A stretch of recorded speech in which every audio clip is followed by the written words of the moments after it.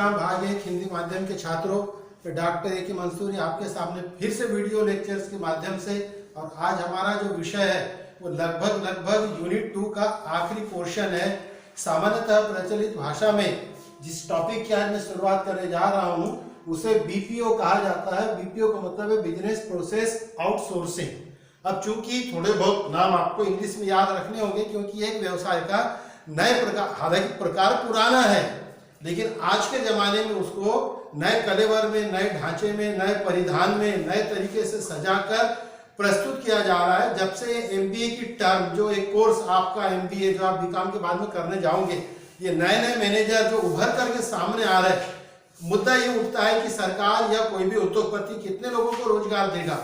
तो कई बार रोजगार का जो डिसेंट्रलाइजेशन करना है और हर किसी को रोजगार की अपॉर्चुनिटीज हो, तो सामान्यतः अब ये बोला जा रहा है कि आप सरकारी नौकरी के पीछे मत दौड़िए, अपना व्यवसाय प्रारंभ कीजिए। तब एक मुद्दे की बात आती है कि सर अपना व्यवसाय प्रारंभ करे तो करे कैसा। ऑलरेडी जो स्थापित व्यवसायी और उद्योगपति है वो तो बाजार पर कब्जा करके बैठे हैं। तो ऐसी बात नहीं है, व्यवसाय में संभावनाएं है, अपॉर्चुनिटीज है, उसको आपको इनकैश करना पड़ता है, उसको आपको नगदीकरण करना होता है। उसमें से एक प्रोसेस निकली है बिजनेस प्रोसेस आउटसोर्सिंग। अब मैं उसको सरल भाषा में आपको समझाने की कोशिश करता हूं। सामान्यतः यदि आप परिभाषा लिखने बैठोगे तो आप आंसर में भी लिखिए बिजनेस प्रोसेस आउटसोर्सिंग, कोई दिक्कत नहीं है।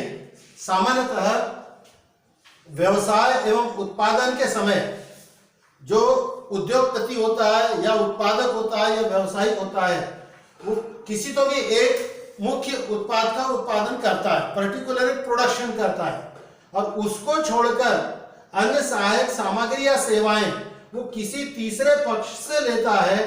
तो सामान्यतः जो तीसरी पार्टी, जो तीसरा पक्ष आपको ये सुविधाएं प्रदान कर रहा है वो कहलाती है बिजनेस आउटसोर्सिंग। इसको समझाना है तो मैं आपको एक बढ़िया उदाहरण दे देता हूं।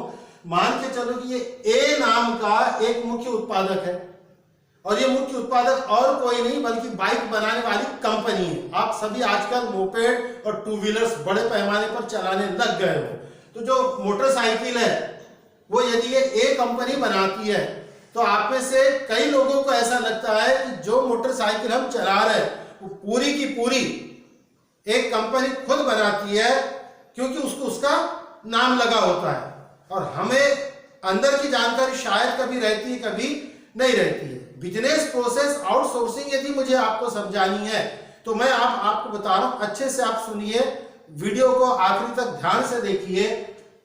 एक मोटरसाइकिल बनाने वाली कंपनी जब मोटरसाइकिल का प्रोडक्शन करती है तब पूरी मोटरसाइकिल वो खुद नहीं बनाती है। बेसिकली वो अपने नाम को धब्बा नहीं लगने को ना, इसीलिए मोटरसाइकिल की जान होती है मोटरसाइकिल का इंजन, बेसिक, जिससे मोटरसाइकिल स्टार्ट होती है। उसके जो चक्के होते हैं, उसकी सीट होती है, उसका कैरियर होता है, उसके लाइट होते हैं, उसके हार होते हैं, ये उसकी सहायक सामग्री है। बगैर लाइट के मोटरसाइकिल चलती है, बगैर हार के मोटरसाइकिल चलती है। सीट थोड़ी बहुत टूटी फूटी रही तो भी मोटरसाइकिल चलती है। गाड़ी का स्टैंड नहीं है तो भी मोटरसाइकिल चलती है। गाड़ी की डिक्की नहीं है तो भी मोटरसाइकिल चलती है। लेकिन गाड़ी का इंजन नहीं है तो मोटरसाइकिल नहीं चलेगी। तो बेसिक इंजन ये बनाने का काम होता है मुख्य उत्पादक का। अब यदि कोई मोटरसाइकिल कंपनी बनाने वाला कारखानदार यदि ये चाहे कि मैं मोटरसाइकिल का इंजन भी खुद ही बनाऊंगा, सीट भी खुद ही बनाऊंगा, टायर ट्यूब भी खुद बनाऊंगा, चक्के भी खुद ही बनाऊंगा, हॉर्न, एक्सेसरीज, इंडिकेटर, वायर वगैरह वगैरह वो सब जो आपके गाड़ी में लगी है, यदि वो खुद बनाने की कोशिश करता है तो उसका ध्यान डाइवर्ट हो सकता है, उसकी लागत बढ़ सकती है। तब बिजनेस प्रोसेसिंग आउटसोर्सिंग जो है वो एक व्यापारिक क्रिया है, वो अन्य लोगों को रोजगार देती है। रोजगार कैसे देती है? मोटरसाइकिल बनाने वाली कंपनी इंजन एवं मूल सामग्री स्वयं बनाता है।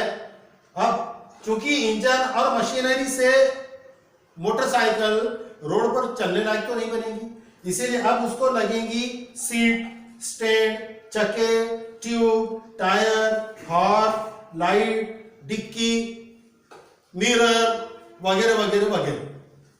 तो दरअसल ये बड़ी बड़ी कंपनियां पूरी बाइक बनाते समय मुख्य इंजन और मशीनरी का प्रोडक्शन अपने कारखाने में करती है और बाकी लगने वाली सामग्री के लिए वह किसी तीसरे पक्ष से समझौता करती है, एग्रीमेंट करती है, म्यूचुअल अंडरस्टैंडिंग उनके बीच में बनता है। वो लिखित हो सकता है, मौखिक हो सकता है, जनरली व्यवसाय के अंदर में सब लिखित एग्रीमेंट होते हैं। मान लो ए उत्पादक यदि है तो हो सकता है वो चकों के लिए किसी बी एजेंसी से संपर्क करे, हॉर्न के लिए किसी सी से संपर्क करे, सीट के लिए किसी डी से संपर्क करे, वाई के लिए किसी ई से संपर्क करे। तब क्या होगा, ये मुख्य उत्पादक टायर ट्यूब ई कंपनी को बोलेगा कि मेरा डेली का प्रोडक्शन 100 बाइसिकल्स का है, जिसके लिए मुझे 200 टायर और 200 ट्यूब चाहिए, क्या आप मुझे प्रतिदिन ये सप्लाई कर सकते हो? यदि वो बोलता हाँ, तो मुख्य उत्पादक का काम यहां पर हो गया। उसको मोटरसाइकिल पर ध्यान फोकस करना है, टायर ट्यूब पर ध्यान फोकस करने की जरूरत नहीं है। रोज जैसे दिन चालू हुआ उसके यहाँ पर उसके रिक्वायरमेंट के अनुसार टायर ट्यूब ई कंपनी सप्लाई कर देगी। उसके बाद में उसको लाइट चाहिए। अब लाइट चाहिए तो चाहे तो ये खुद लाइट अपने फैक्ट्री में बना सकता है, लेकिन बिजनेस आउटसोर्सिंग के कारण उसको यदि लाइट बनाना है तो एक नया यूनिट तैयार करना पड़ेगा।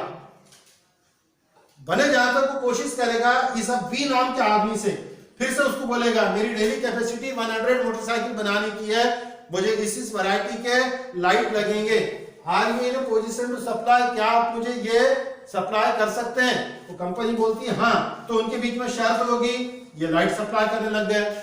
उसके बाद में हॉर्न, तो कोई डी कंपनी है। यहां पर भी देखिए किसी एक कंपनी से मुख्य उत्पादक संपर्क नहीं कर रहा है, सीट बनाने के लिए सी से संपर्क कर रहा है। उसका कारण क्या है? मोटरसाइकिल बनाने की कैपेसिटी उसने बोल दिया पर डे 200 मोटरसाइकिल्स उसकी प्रोड्यूस हो रही है।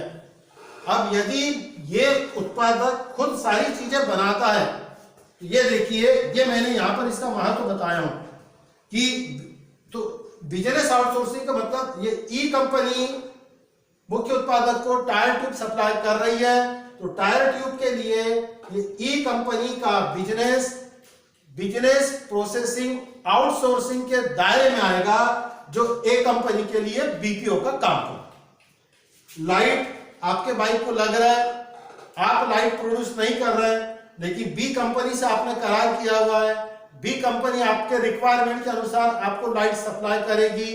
लाइट सेगमेंट के अंदर में बी कंपनी का व्यवसाय आपके लिए बिजनेस प्रोसेस आउटसोर्सिंग है। हॉर्न आपके बाइक में लगने वाला है, हॉर्न आप प्रोड्यूस नहीं कर रहे हैं, उसके लिए आपने डी कंपनी से संपर्क किया है, डी कंपनी ने आपको एश्योर किया है कि आपके रिक्वायरमेंट के अनुसार आपकी जो भी रिक्वायरमेंट है, साइज, हॉर्न, आवाज, साउंड, व्हाटसएवर इट में बी, वो सप्लाई करने तैयार है। आपने उनके साथ एग्रीमेंट किया, आपको आपकी रिक्वायरमेंट के अनुसार हॉर्न अवेलेबल हो रहे हैं। आपकी दृष्टि से हॉर्न के लिए डी कंपनी आपको बिजनेस प्रोसेस आउटसोर्सिंग कर रही है। अब बाइक के लिए आपको सीट लगेगी, आप सीट का भी प्रोडक्शन नहीं कर रहे हैं, सीट की आप असेंबलिंग कर रहे हैं। असेंबलिंग आपको कौन दे रहा है? सी कंपनी। यहां सी कंपनी आपके लिए बिजनेस प्रोसेस आउटसोर्सिंग का काम कर रही है। मतलब ए नाम की कंपनी अपने फैक्ट्री में अपने नाम से मोटरसाइकिल बना रही है। ख्याल रहे, मोटरसाइकिल की असेंबली मुख्य उत्पादक की यहां ही हो रही है। यदि आप उसके कारखाने में जाओगे तो आपको इंजन भी दिखेगा, मशीन भी दिखेगी, चक्का भी दिखेगा, टायर ट्यूब भी दिखेगा, हॉर्न भी दिखेगा, लाइट भी दिखेगा, सीट भी दिखेंगी, इंडिकेटर भी दिखेगा। आप नए आदमी हैं, आप फैक्ट्री विजिट करने गए, आपको थोड़ी देर के लिए क्या लगेगा, वाह क्या शानदार कंपनी है, प्रोडक्शन मशीन का भी खुद कर रही है, इंजन भी खुद बनाती है। लेकिन याद रहे, बिजनेस प्रोसेस आउटसोर्सिंग के अंतर्गत वो कंपनी अपने फैक्ट्री में इन हाउस प्रोडक्शन केवल इंजन और मशीन का कर रही है। एब्सोल्युटली उसके यहां पर टायर दिख रहे हैं, लेकिन वो खुद नहीं बनाई है, ई कंपनी से बिजनेस आउटसोर्सिंग किया हुआ है। लाइट दिख रहा है, मशीन उसमें बाइक में जुड़ रहा है, असेंबलिंग हो रही है, बट ये लाइट का प्रोडक्शन ए कंपनी के खुद के फैक्ट्री में नहीं हो रहा है, उसको बी कंपनी प्रोवाइड कर रही है। तो देखिए 1 2 3 4 ये चार आउटसोर्सिंग की वो मदद ले रहा है। क्यों ले रहा है? किसी एक से यदि वो टारगेट लेता है तो यहां पर धोखा है, क्योंकि उसको अपना प्रोडक्शन बड़ी तेजी के साथ में करना है, क्वालिटी पे ध्यान देना है, समय पर प्रोडक्शन होने को रहा है। यदि मान लो उसने चारों का एक साथ ऑर्डर दिया तो हो सकता है ये कंपनी टायर तो सप्लाई कर दे, लाइट सप्लाई कर दे, हॉर्न को बोलेंगे साहब मैं कल भेजता हूं, या दोनों भेज दे तो बोलेंगे सीट 2 दिन के बाद में मिलेगी। तो वो उसके ऊपर डिपेंड क्यों रहेगा? कारण कि यदि एक व्यक्ति पर प्रोडक्शन का बोझ पड़ता है, उसने आखिर वो खुद भी तो बना सकता था ना, खुद क्यों नहीं बनाया? क्योंकि यहां पर देखिए मुख्य उत्पाद पर उसको अपना ध्यान केंद्रित करना है। जो मैं आपको कहा कि बाइक की जान, मोटरसाइकिल की जान, मोपेड की जान उसका इंजन है, उससे उसे कोई कंप्रोमाइज नहीं करना है। हॉर्न अलग अलग प्रकार के हो सकते हैं, टायर ट्यूब अलग अलग ब्रांड के हो सकते हैं, लाइट कम ज्यादा हेलोजन हो सकता है, साधारण हो सकता है, एलईडी हो सकता है, बट इंजन चेंज नहीं हो सकता। उसके बेस पर उसका नाम है, उसकी बाइक उसके नाम पर बिक रही है, इसीलिए मुख्य उत्पादक पे उसको ध्यान देना है, जिसके कारण लागत प्रक्रिया सरल हो जाती है। लागत प्रक्रिया सरल क्यों हो रही है? क्योंकि उसको अपने फैक्ट्री में केवल इंजन बनाना है और बाकी की चीजों के लिए न तो उसको मशीनरी लगानी है। देखिए अधिक यंत्र सामग्री और मानवीय समूह की आवश्यकता नहीं होती है उसको, क्योंकि उसके फैक्ट्री में केवल इंजन बन रहा। तो इंजन बनाने के लिए जो मशीनरी लगती है वही वो स्टेब्लिश करेगा। इंजन बनाते जिसको आता है वही इंजीनियर वो रखेगा, और इंजन की देखभाल जो कर सकते हैं ऐसी कर्मचारी को नियुक्त करेगा। जब वो टायर बना ही नहीं रहा तो अपने यहाँ पर टायर की फैक्ट्री लगाएगा क्या? नहीं लगाएगा। जब टायर की फैक्ट्री नहीं लगी तो टायर का रॉ मटेरियल नहीं लगा और टायर बनाने वाले कारीगर नहीं लगे, बचे कि नहीं बचे? लाइट खुद उसको यदि बनाना है तो कांच असेंबल करना पड़ेगा, बल्ब बनाना पड़ेगा, नई मशीनरी लानी पड़ेगी, नए इलेक्ट्रीशियन से लाने पड़ेंगे। उसका कहना है कि भैया मैं केवल फोकस करूंगा मेरे बाइक की मशीन पर, उसके इंजन पर। तो जाहिर है इसके लिए वो बी कंपनी से संपर्क करेगा कि भाई ये तुम्हारा आउटलुक है, मुझे ऐसे लाइट चाहिए। सेम प्रोसीजर, हॉर्न, सीट, इन सब के लिए जो टायर की मशीन उसको लगाने की जरूरत नहीं है, लाइट की फैक्ट्री उसको नहीं लगानी है, हॉर्न की फैक्ट्री उसको नहीं लगानी है, सीट का वर्कशॉप उसको नहीं करना है, और जैसा चाहे वैसी क्वालिटी की उसको सीट, हॉर्न, टायर ट्यूब मिल रहा है। ये टोकन नाम मैंने आपको दिया EBDC कंपनी, इसका मतलब टायर बनाने वाली कोई एक कंपनी नहीं है, डनलप है, सीएट है, हीरो है, हरक्यूलिस है, कोई भी कंपनी से ले सकता है। लाइट अलग अलग कंपनी से संपर्क करेगा। हॉर्न वो ये देखेगा कि भाई मेरी किसी भी तरह से उद्योग विकास की भरपूर संभावना है। यहाँ पर उद्योग विकास की भरपूर संभावना क्यों है? क्योंकि देखिए वो बाइक का केवल इंजन बना रहा है, बाकी सामग्री दूसरे से असेंबल कर रहा है। उसको यदि ऐसा दिखाई देता है कि ई कंपनी जो टायर सप्लाई कर रही है ये बरोबर नहीं है, इससे बढ़िया क्वालिटी का टायर कोई एफ कंपनी भी सप्लाई करती है, तो तुरंत एफ कंपनी से कांटेक्ट करेगा, उसको बोलेगा कि मेरा सप्लायर अभी ई है, लेकिन मेरी रिक्वायरमेंट ये है, क्या आप दे सकते हैं? वो ई को भी बोल सकता है कि भाई आप जो टायर ट्यूब अभी दे रहे हैं उससे मैं सेटिस्फाइड नहीं हूं, क्वालिटी सुधार के दे रहे हैं क्या? तो बोलो, देते होंगे तो ठीक, नहीं तो मैं चला एफ कंपनी की तरह। और ये सारी कंपनियां जो छोटे छोटे कारोबारी है जो अपना वर्कशॉप खोल के बैठे, ये टायर बनाने वाला बाइक नहीं बनाता है साहब, केवल टायर बनाता है।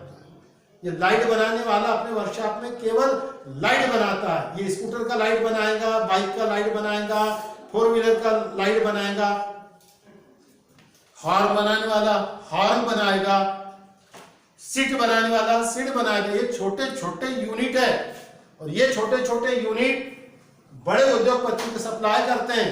इसीलिए बड़े उद्योगपति के लिए ये जो छोटी छोटी इकाइयां हैं ये एक प्रकार से बिजनेस आउटसोर्सिंग है। अब मुझे बताइए, यदि मोटरसाइकिल बाइक का आपको कारखाना लगाना है तो जाहिर है पैसे ज्यादा लगेंगे, लेकिन आपको केवल टायर ट्यूब का कारखाना बनाना है तो पैसे कम लगेंगे, व्यक्ति भी कम लगेंगे। तो ऐसे व्यापारी जो छोटे पैमाने पर बिजनेस स्टार्ट करके अपना करियर डेवलप करना चाहते हैं, उनके लिए बिजनेस प्रोसेस आउटसोर्सिंग एक बेहतरीन तरीका है। कम पूंजी में चालू हो जाता है और आपको बंधे बुंधे ग्राहक मिलते हैं। कल्पना कीजिए, यदि आप खुद बाइक का टायर और ट्यूब बना रहे हैं तो आपको मार्केट में चौक चौक पर लेकर बैठने की जरूरत है क्या? उसको आवाज लगाने की जरूरत है क्या? टायर ट्यूब लो, कोई जरूरत नहीं है। आपने टायर ट्यूब बनाया किसके लिए? बाइक बनाने वाली कंपनी के लिए। तो एक डाटा निकाल लीजिए, इंफॉर्मेशन टेक्नोलॉजी डेवलप हो चुकी है, सारे मोटरसाइकिल बनाने वाली कंपनी से कंसल्ट करो कि साहब ये मेरा यूनिट है, आप उनको अपना प्रेजेंटेशन दीजिए कि आपके टायर ट्यूब की क्या विशेषता है, अभी के टायर ट्यूब में क्या कमियां हैं। ये जो लगाते हैं तो उनके बाइक की कॉस्ट बढ़ेगी कि कम होगी? आपको मोटरसाइकिल बनाने वाली कंपनी कन्विंस करना है, और जब आप कन्विंस करते हो तो आपको बिजनेस मिलता है। हर व्यक्ति यही काम करता है। इसीलिए देखिए, मुख्य उत्पाद पर ध्यान केंद्रित करेगा कौन? ए, फायदा है इसका, लागत प्रक्रिया सरल हो जाएगी, उसको इन बाकी चीजों पर ध्यान देने की जरूरत नहीं है। अधिक यंत्र सामग्री और ज्यादा लोगों को नौकरी पर रखने की जरूरत भी नहीं है। बाह्य पक्षों से संबंध के कारण उत्पादन और विक्रय में वृद्धि होती है। देखिए, आप इसे टायर खरीद रहे, आप इसे लाइट खरीद रहे, आप इसे हॉर्न खरीद रहे, आप इसे सीट खरीद रहे, तो थोड़ा थोड़ा उसको ये भी तो बोल सकते हैं ना, ए भैया ख्याल रख, जब मेरी बढ़िया बाइक बन जाएगी तो थोड़ी सी तो यार पब्लिसिटी कर। तो बिना पैसा दिए विज्ञापन हो रहा है, क्योंकि इसके पास में, क्योंकि ये टायर सप्लाई कर रहा है आपको, जाहिर है इसके पास यदि कोई कस्टमर जाता है तो वो आपको बोलेगा, आप जाकर के एक कंपनी की मोटरसाइकिल खरीदो, उसकी मोटरसाइकिल बढ़िया है, उसमें टायर बेटा अपने लगे हुए है। हॉर्न वाला आपके पब्लिसिटी करेगा, सीट वाला आपकी पब्लिसिटी करेगा, और उस सीट वाले को फीडबैक मिलते जाता है कि जिस कंपनी का उसने मोटरसाइकिल खरीदा है उसके लिए बड़े गर्व से बोल सकता है, पता है उस मोटरसाइकिल में सीट मेरी है। और जब इसकी मोटरसाइकिल धड़ल्ले से बिक रही तो जो इसका कंपटीटर्स है वो पता निकालता है कि आखिर इसकी मोटरसाइकिल मार्केट में ज्यादा बिक रही, तो क्यों बिक रही? क्योंकि इंजन तो लगभग सबके शरीर के टेक्नोलॉजी में रहते हैं, लेकिन इसके टायर का लुक बढ़िया है, इसके लाइट का लुक अच्छा है, इसके हॉर्न बहुत ही बढ़िया इफेक्टिव तरीके से बज रहे हैं, सीट बड़ी कंफर्टेबल है। तब वो पता निकालता है कंपटीटर कि आखिर इस कंपनी ने ये सीट, हॉर्न, लाइट, टायर खुद तो बनाई नहीं है, इसने बिजनेस प्रोसेस की आउटसोर्सिंग की हुई है, तो आखिर खरीदा किससे?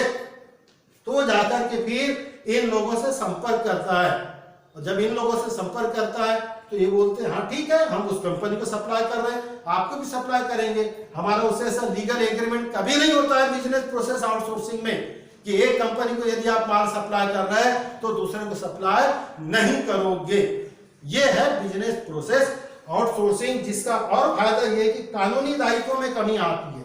कानूनी दायित्वों में कमी कैसे आती? कल्पना कीजिए, यदि आप इंजन और मूल सामग्री के अतिरिक्त ये सब चीज बनाते हो तो आपकी फैक्ट्री के यूनिट कितने बढ़ेंगे, कितने मजदूर लगेंगे, कितने लोगों को नौकरी पर रखना पड़ेगा, और ट्रेड यूनियन कितना स्ट्रांग होता है ये आपको पता है।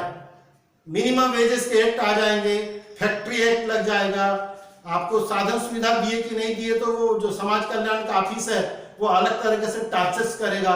इन सब चीजों से बचने का बढ़िया तरीका ओरिजिनल प्रोडक्शन अपन करो और बाकी काम दूसरों को दे दो। बड़ी बड़ी कंपनियां अपने जब प्रोडक्ट बनाती है तो मूल प्रोडक्ट बनाती है और आपको मार्केट में बड़े अच्छे कलेवर में दिखता है, यानी ब्रांडिंग शानदार दिखेंगी तो उसको लेबल अच्छा दिखेगा। अब मान लो थोड़ी देर के लिए आपने लक्स की साबुन लिया, एक छोटा सा उदाहरण दे करके मैं आज के वीडियो में इसको खत्म करूंगा।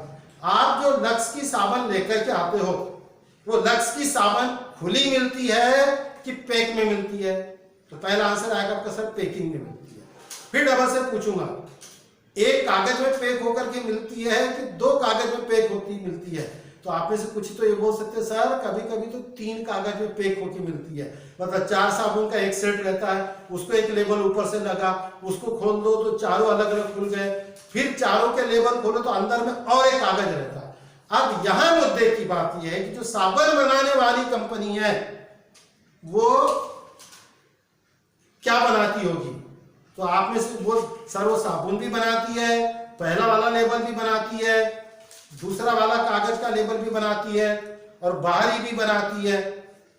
नहीं। यदि बिजनेस प्रोसेस आउटसोर्सिंग होगी तो कंपनी का पूरा ध्यान रहेगा केवल साबुन बनाने में, और उस साबुन को लपेटने का कागज, साबुन को अंदर से पैकिंग करने का कागज, साबुन के कागज पर ब्रांडिंग की छायाचित्र छापने का काम, ये सब आउटसोर्सिंग को दिया जाता है। वो पूरा ध्यान लगाता है कि हम साबुन बनाने पर, और साबुन बनाने के बाद उसके कागज, उसके लेबल, उसका चिन्हांकन, ये सब बाहरी पक्षों को दिया जाता है। वो साबुन बनाने वाली फैक्ट्री के रिक्वायरमेंट के हिसाब से उसको सप्लाई करते। हाँ, ये जरूरी है, ये भी उतना ही सही है कि फैक्ट्री से सब जब साबुन बन के निकलती है तो खुली साबुन नहीं रहती है, वो पूरी पैक होकर के निकलती है। हमको ऐसा लगता है कि ये कंपनी ने खुद सब कुछ अपने यहाँ पर किया है।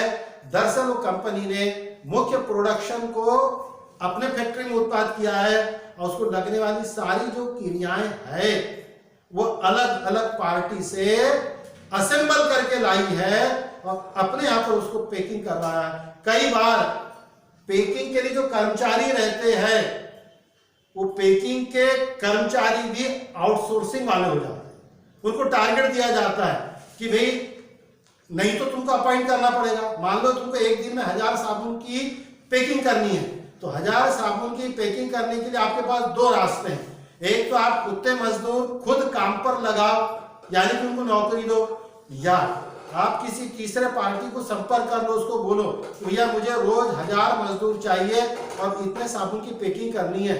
मजदूर कौन से होंगे, क्या होंगे, तुम देखते बैठ, बोल कितने पैसे होना। तो सामने वाली पार्टी मजदूरों को सप्लाई करती है, जो मजदूरों का ठेकेदार होता है। ये आउटसोर्सिंग कराया जाता है, क्योंकि वो मजदूर आकर के जब काम करते हैं तो उसका कोई लीगल दायित्व आप पे नहीं बनता। अब ये छोटे छोटे कंपनियों को काम मिलता है, बड़े पैमाने पर प्रोडक्शन होता है, पूंजी लगाने की जरूरत। अब यहां देख लीजिए कि ये मोटरसाइकिल बनाने वाले ने अपनी पूरी कैपिटल लगाई केवल इंजन के लिए। टायर के लिए पूंजी लगी क्या? नहीं। लाइट के लिए लगी क्या? आप बोले सर क्या बात कर रहे सर, पूंजी कैसी नहीं लगी? उससे परचेस किया तो पैसा तो देना पड़ा होगा ना। पैसा देना एक अलग बात है, पूंजी का मतलब स्थायी कैपिटल लगा क्या? ये तो उसका वर्किंग कैपिटल है, उसके साथ डीलिंग है, इंस्टॉलमेंट पर भी ये पेमेंट हो सकते हैं। सीधी सीधी सी बात, हमारे कुल प्रोडक्शंस को बनाने के लिए जब मुख्य उत्पाद छोड़कर शेष सामग्री और सेवाओं के लिए अलग अलग पार्टियों की मदद ली जाती है, उनसे क्रय विक्रय किया जाता है, इस प्रक्रिया को बिजनेस प्रोसेस आउटसोर्सिंग कहा जाता है। लास्ट इसके बाद का और एक वीडियो में लूंगा जिसमें KPO नॉलेज प्रोसेस आउटसोर्सिंग समझाऊंगा और तब यूनिट 2 खत्म हो जाएगा। आज के लिए इतना ही, धन्यवाद।